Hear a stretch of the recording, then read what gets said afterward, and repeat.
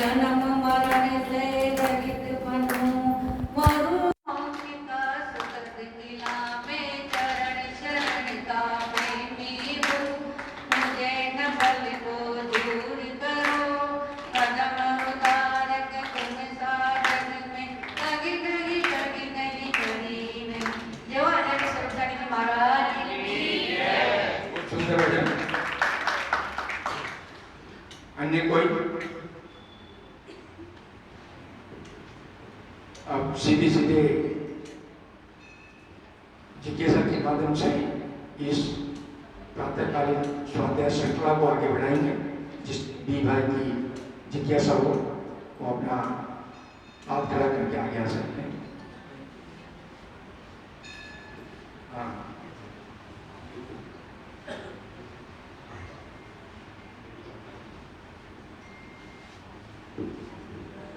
नमस्कार आचार्य सागर महाराज की, आचार्य सागर जी महाराज की। भगवान के सामने आंखें बंद करके रखना चाहिए या खुली के दर्शन करना चाहिए? मन से अंजू जी जैन का प्रसन्न है। अन्य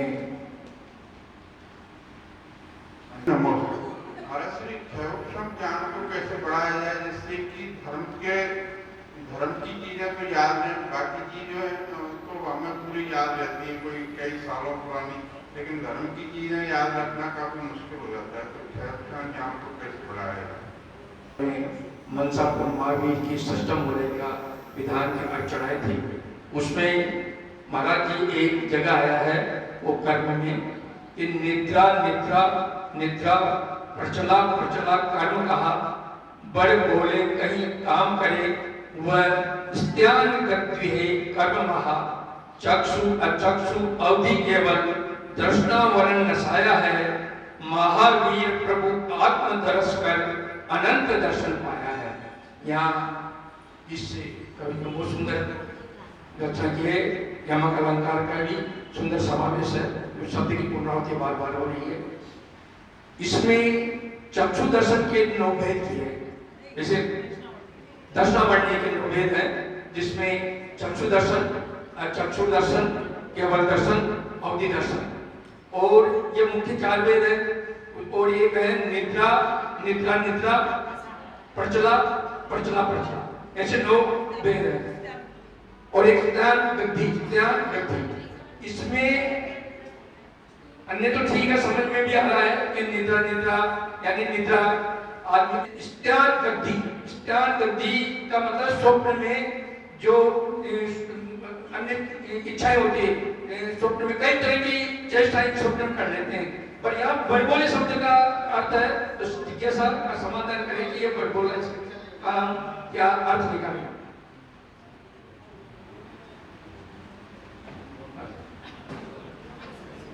महाराज जी के चरणों में नमस्तु नमस्तु नमस्तु हमारे सभी की जिज्ञासा समाधान करें। नमस्तु गुरुदेव, नमस्तु गुरुदेव, नमस्तु।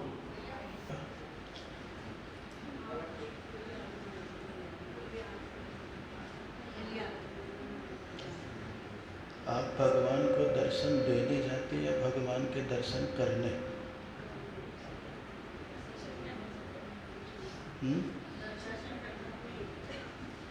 भगवान को दर्शन देने जाते या भगवान के दर्शन करने?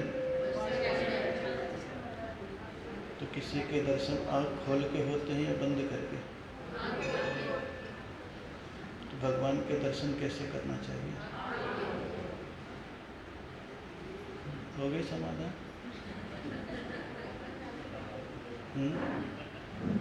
भक्तमर में आप बोलते हो दृष्ट्वा भवन्तमनिमेष विलोकनीयम् अनिमेष बिना पलक झपकाए भगवान के दर्शन करने चाहिए। और जब दर्शन हो जाए तो उनकी छवि को आँखों में बैठा के बंद कर लीजिए। तो बंद करने के बाद वही छवि आपको दिखाई पड़ना प्रारंभ हो जाएगी। इसलिए ये तो सबको मालूम है, तो इसमें कोई ऐसी बात नहीं है। दर्शन के बाद जब कायोत्सर्ग करो, स्मरण करो, तो फिर आंखें बंद। फिर कैसे करो?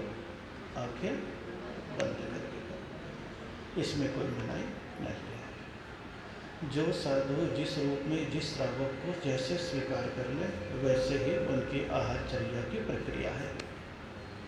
क्या समझ में आई? जो साधु जिस रूप में जैसे जिसे स्वीकार कर ले वैसे ही साधु की चर्या की प्रवृत्ति है। शास्त्रों में तो क्षुल्लक तक व्रत देने का बता दिया। क्या बता दिया? क्षुल्लक तक। तो जो क्षुल्लक बन सकता है तो शास्त्र के अनुसार आहार देने में कोई आपत्ति नहीं है। तीसरे नंबर पर कौन सा आ गया है? बड़ बोले कई काम करे स्थान ग्रंथि है कर्म महा। जब इंसान को गहरी नींद आती है तो नींद में जो स्वप्न देखता है, जो अतृप्त आकांक्षाएं होती है, तो कभी कभी वो बोलना भी प्रारंभ कर देता है। क्या? बोलना भी। क्या करना प्रारंभ कर देता है? बोलना भी। इसलिए कई बार आप देखते हो कि कई लोग बड़बड़ाते हैं। क्या करते हैं? उसको कौन सा कर्म बोलते हैं? स्त्यान कृत्य। कौन सा बोलते हैं? स्त्यान कृत्य।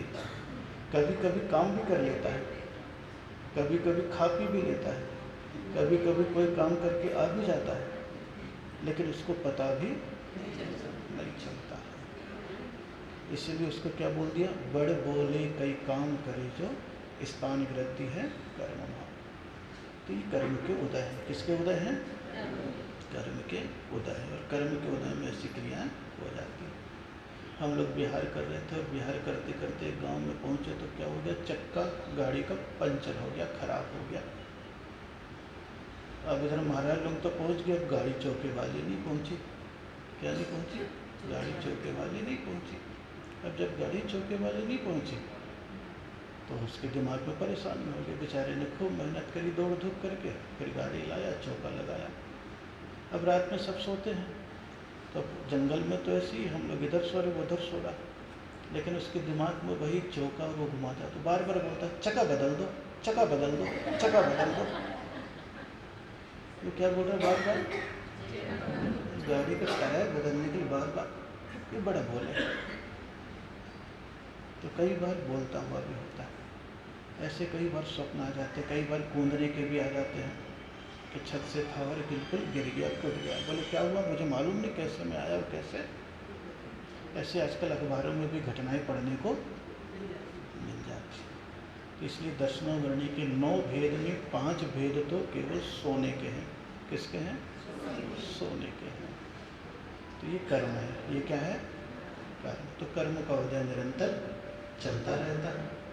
इसीलिए दर्शनावरणी में कह दिया भाई तुम अगर अपने घर में, कई बार क्या होता है ना, बच्चे खेलते हैं, लड़के, बेचारा सो रहा कहीं, सोते में उठाया, ठेलिया में बैठा कोने पे ले गए। अब वो सोता कहीं और उठता होता है ना। कई बार माँ भी बच्चों को अपने काम करने के पीछे उसे खिला के। ये सब दर्शनावरणी कर्म के बंध में कारण है। किसमें कारण है? दर्शनावरणी कर्म के बंध में कारण। इसलिए शास्त्र में इन सारी चीज़ों को मना किया गया है। क्या किया गया है? मना किया गया है। इसलिए सोते हुए के साथ खेल करना भी उसकी परेशानी को बढ़ाना है। और मज़ा आता है टाइम पास में। क्या आता है? मज़ा आता है कि नहीं आता है? शादी ब्याह में जाते हैं, बेचारा सो रहा है, पेन से मूछें बना दी। अब उसको तो नहीं मालूम, बाकी सब मज़े ले रहे। जब वो सकल दर्पण में देखता है तो पता चलता है कि मामला ये सब स्थान वृद्धि में आता है। किस में आता है? स्थान वृद्धि। इसलिए अपने 2 कर्म विशेष कह देते हैं, ज्ञानावरणी, दर्शनावरणी, मोहनी और अंतराय। ये 4 घातते हैं। ये क्या करते हैं? घातते। हाँ, सर्वघाती प्रकृति है, सभी चीज़ों का घात करती है, लेकिन जीव के साथ सदैव रहते हैं। इसलिए उसमें भगवान महावीर स्वामी का केवल ज्ञान का वर्णन है। तो केवल ज्ञान में एक एक कर्म का विनाश करते हुए वर्णन किया गया है। तो जब दूसरे कर्म का विनाश किया तो निद्रा निद्रा निद्रा प्रचला प्रचला प्रचला कर्म का, ये पूरे उनके नाम है। चलिए हो गया। और किसी का कौन सा? करत करत अभ्यास के, तो अभी तो अपनी जड़मति तो है नहीं, मंदमति है, उसको तीव्रमति करना है। निरंतर अभ्यास।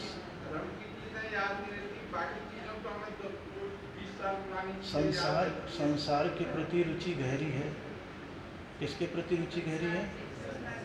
वो रुचि गहरी होने से जल्दी स्मरण में रहता है,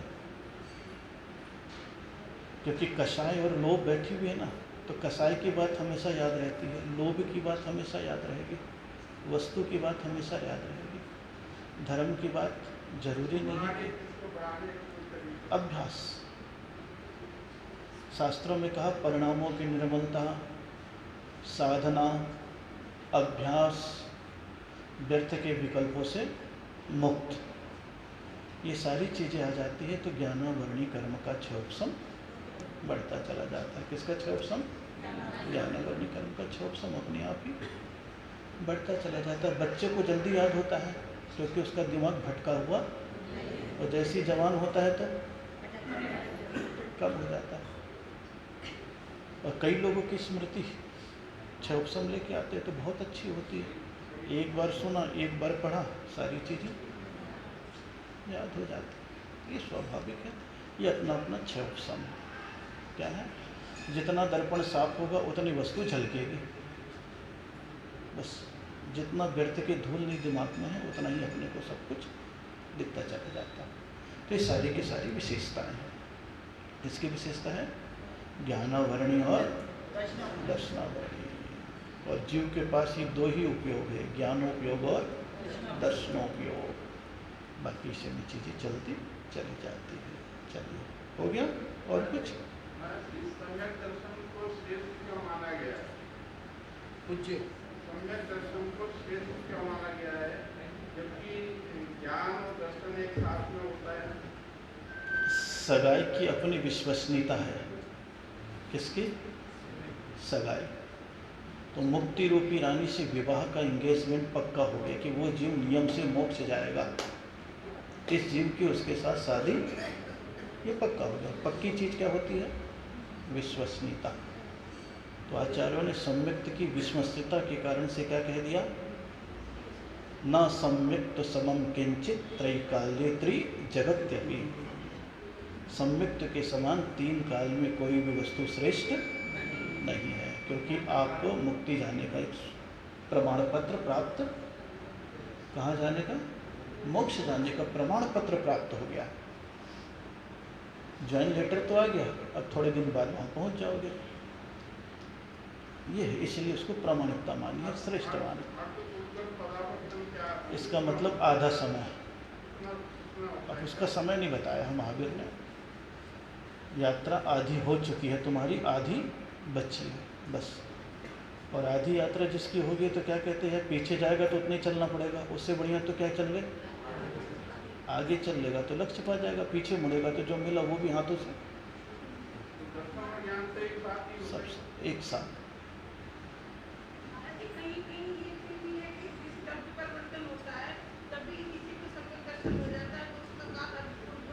हाँ बिल्कुल, द्रव्य तो बाहरी चीज़ है ना। हाँ बिल्कुल बिल्कुल।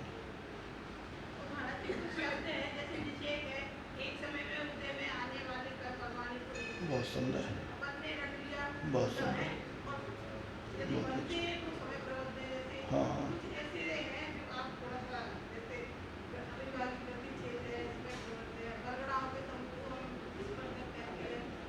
उसकी जो परिभाषा है वही परिभाषा है, बस उसको रटना ही पड़ता है, उसको रटना पड़ता है। समूह है वो, निश्चय का मतलब समूह होता है। जिस कर्म का जैसा बंध होता है उसी प्रकार से झड़ता चला जाता है। नहीं, केवल आयु का निषेक ऐसा है जो एक साथ झड़ जाता है। किसका निषेक? बस किसका? आयु का निषेक। जैसे मटके में पानी है, एक एक बूंद गिराओ और मटके को फोड़ दो, यही उदाहरण है ना शास्त्रों में, बस यही है और कुछ भी नहीं है। इसीलिए किसी का एक्सीडेंट हो गया तो 1 मिनट में पूरी आयु क्या हो गए? खत्म हो गया, एक साथ ही खत्म हो गए बस। तो एक साथ ही कई चीज़ें बर्बाद हो जाती, इसी को बोलते आयु के।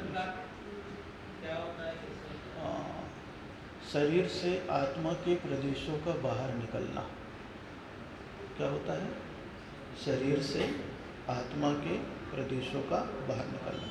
मूल शरीर को नहीं छोड़ता है, लेकिन आत्मा के प्रदेश, तो जहाँ उसको जन्म लेना होता है, जहाँ औषधि होती है, इस प्रकार 7 प्रकार का होता है। कितने प्रकार का? 7 प्रकार का। अभी कोई मतलब आपको नहीं है, समझ में नहीं आएगा। मैं बोलूँगा मारणंतक समुद्घात, तेजस समुद्घात, वेदना समुद्घात, विक्रिया समुद्घात, तो ये बस वही बात आ जाएगी, याद है। क्या है वो? याद। तो याद की चीज़ें सारी आ जाती है। तो ये समुद्घात है। कौन सी चीज़ है ये? समुद्घात। चलिए 9:30 बजने को है। जहाँ वाणी के ज्ञान ते सूझे